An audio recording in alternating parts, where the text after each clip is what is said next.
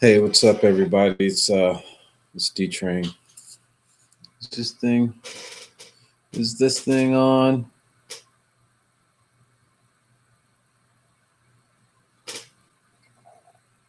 Seems to be lagging a little bit. I don't know. Hold on. Okay, well, I'm gonna just talk and hopefully everything works. Um, I wanted to start off by talking about what happened this Sunday. He's not here. Drink time, baby. So I get there and I'm setting up my stuff. It was raining, and driving in the rain, it takes a little bit longer to get there. So I got there a little bit after the time when I'm typically there, and around, I guess, around 10 o'clock, my man Austin comes in, and he comes over and he says, "Hey, D Train, you gonna hook up the video tonight?" And I was like, you know what? I actually got the part that I need. And if you want, if you know how to do some audio video, you can hook that up for me while I'm setting this up over here. So he got it. He figured it out and plugged it in, and he was like, all right, what next? I'm like, oh man, this dude is okay, he's very efficient.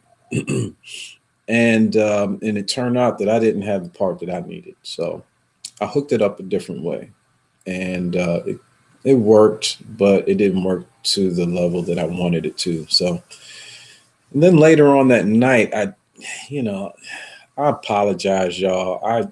Sometimes I hear people talking while I'm focusing on something, and then it'll trigger, it'll catch my attention, and I can't help but hear it.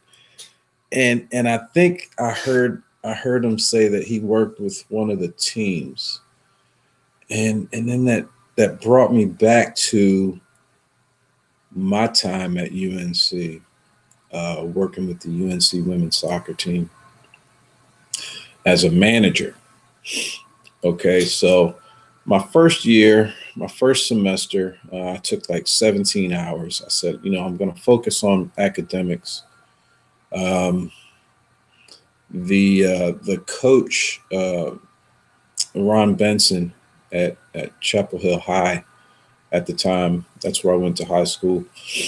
He knew Anson and Dino because he did their camps, I think, yearly, or he had done their camps, and he said he'd introduce me, but I wasn't ready. And then in the summer, when he did the camps, he introduced us, and he vouched for me, and that got the ball rolling because I helped Mr. Benson at Chapel Hill High with as a manager there, and so I said, yeah, let's do it, And I knew nothing about the UNC women's soccer team legacy at all. I did know a little bit about Mia Hamm, but that was because of being around the soccer team. But I didn't really, I hung out with everybody, so it was like I'd hear something when I was working with the team in high school, and then I'd just be out and about, right? So I'm at UNC, and then I was like, oh man, they just won a national title. It was like '93. It's like, wow, that's awesome. So then I'm learning more and more about them, and I'm like, whoa. It's like, man, these people are good. I might have to be good. So I get to UNC, and I, did my first semester. I think I did horribly. Um, and I start working with the team, and the title of this is UNC Team Managers Behind the Success of UNC Athletics or something like that.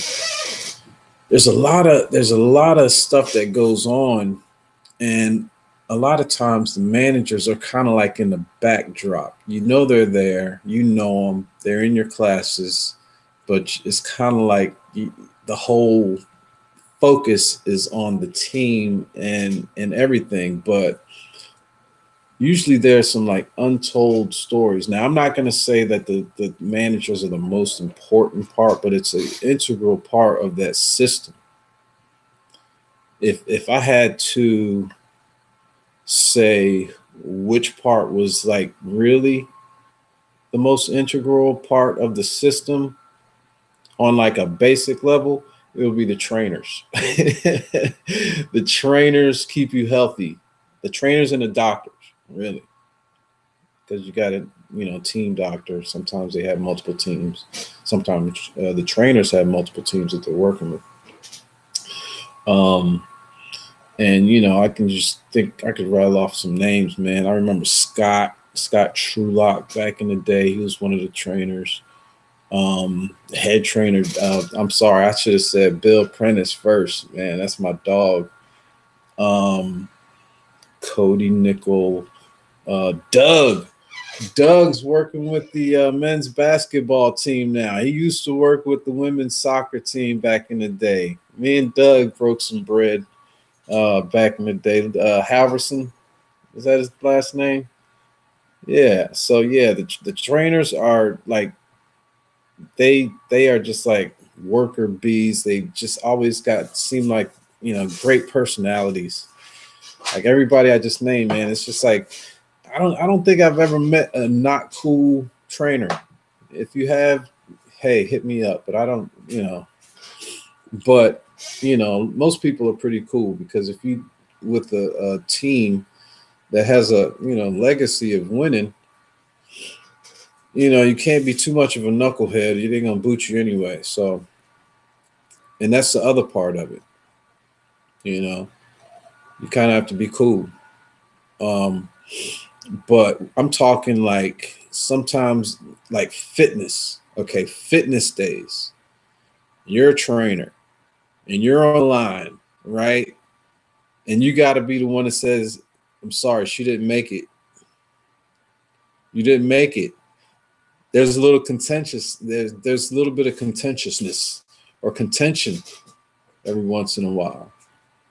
I mean, you seeing these women or these men, these athletes with strong personalities. They've been great where they've been, and you're just manager, and you're saying you didn't make it. Every once in a while, you might say, "Oh yeah, I think her hair follicle fell over the line." Yeah, let's say it's good.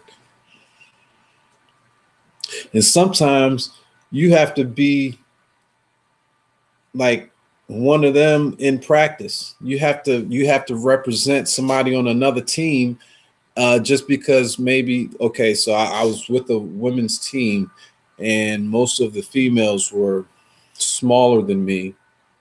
So in order to represent someone bigger, they would have me compete in some of the drills.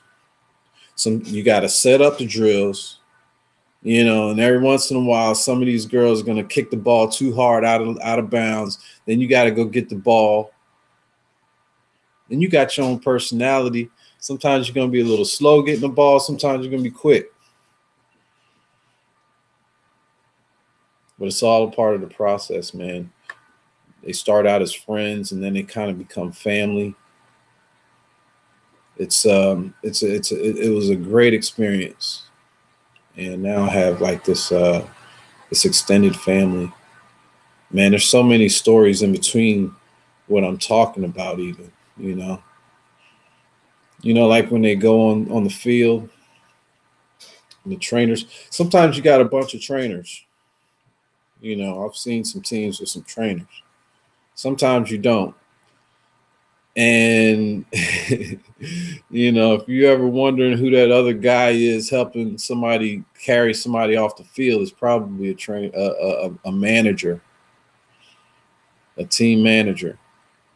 Have I been saying trainer the whole time? My bad. I did name some trainers, Doug, Cody, and Scott. But anyway, You know what I'm talking about. Yeah, these managers, man, they are students too, and so their schedule kind of works around some of these other the team schedule.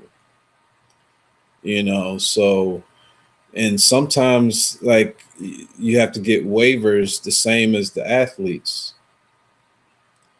and other times, with other teams, sometimes it's not possible, so you kind of have to figure your schedule out around theirs.